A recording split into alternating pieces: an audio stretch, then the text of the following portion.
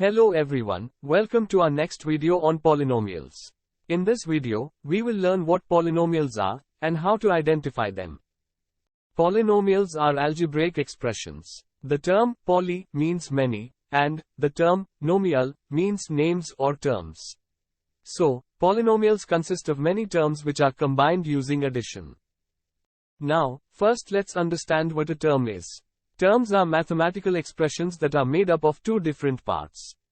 A number part and a variable part.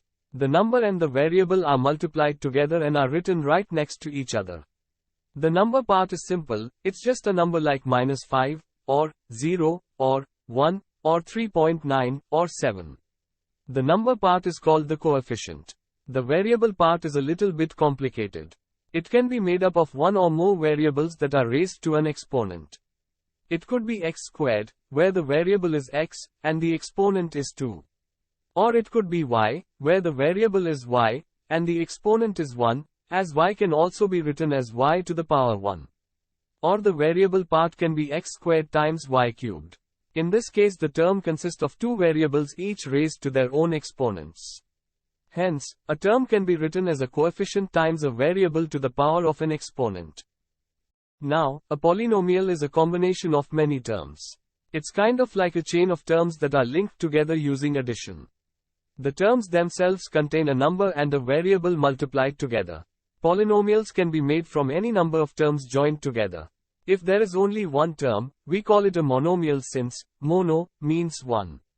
If there are just two terms, we call it a binomial as bi means two. And if there are three terms, we call it a trinomial as tri means three. Now, let's consider a typical example of a polynomial that will help us learn about the terms a little more. For example, 5x squared plus x minus 3 is a polynomial with three terms. The terms are 5x squared, x, and minus 3 which are added together. The first term has a coefficient of 5, its variable is x, and its exponent is 2. But if we look at the last two terms, there is something missing. We know that a term consists of a coefficient and a variable raised to an exponent.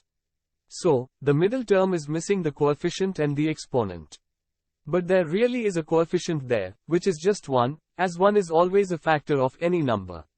But, since multiplying by 1 has no effect on a number or a variable, we can just write as x. Also, any number raised to the first power is the number itself. So, the exponent of x is 1. But what about the third term? Its coefficient is -3, but its variable and exponent are missing. We know that any number or variable raised to its 0th power is equal to 1.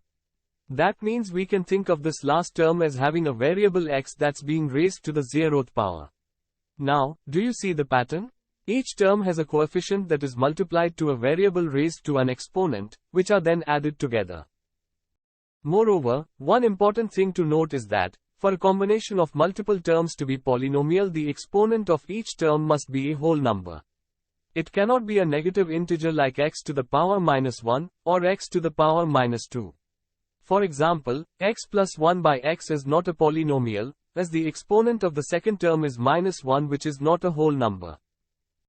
Now that we know what a polynomial is, let's talk about an important property of terms and polynomials called their degree. The degree of a term is determined by the exponent of the variable. For example, in this example, since the exponent of the variable is 4, we say that the degree of this term is 4. Or, it's a fourth degree term. Similarly, this is a third degree term, and this is a second degree term, and this is a first degree term, and you can call a term with no variable as a 0 degree term.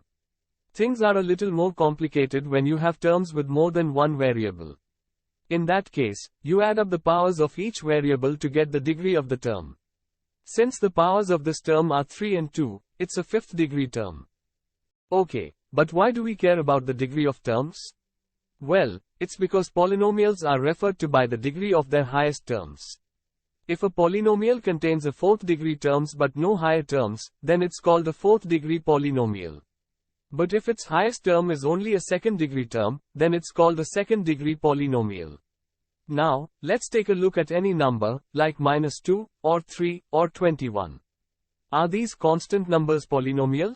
Any number can be written as the number multiplied by a variable, say x, raised to the power 0. So, -2 can be written as -2x to the power 0. So, it is a constant polynomial with 0 degree. Similarly, 3 and 21 are also constant polynomials with 0 degree. Next, let's consider the number 0. We know that 0 multiplied with any number or variable is 0. So, 0 can be written as 0x to the power 0, or 0x to the power 1, or 0x to the power 2, and so on. As such, 0 is called the zero polynomial and its degree is not defined. Finally, any polynomial with degree 1, like 4x plus 3, or 2y, or x minus 3 are called linear polynomials.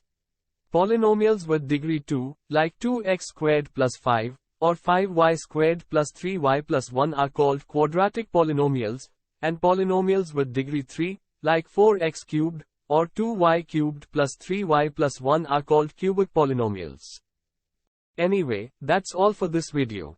If you find it useful, please do share it with your friends or give us a comment down below, and we will see you next time. Thank you.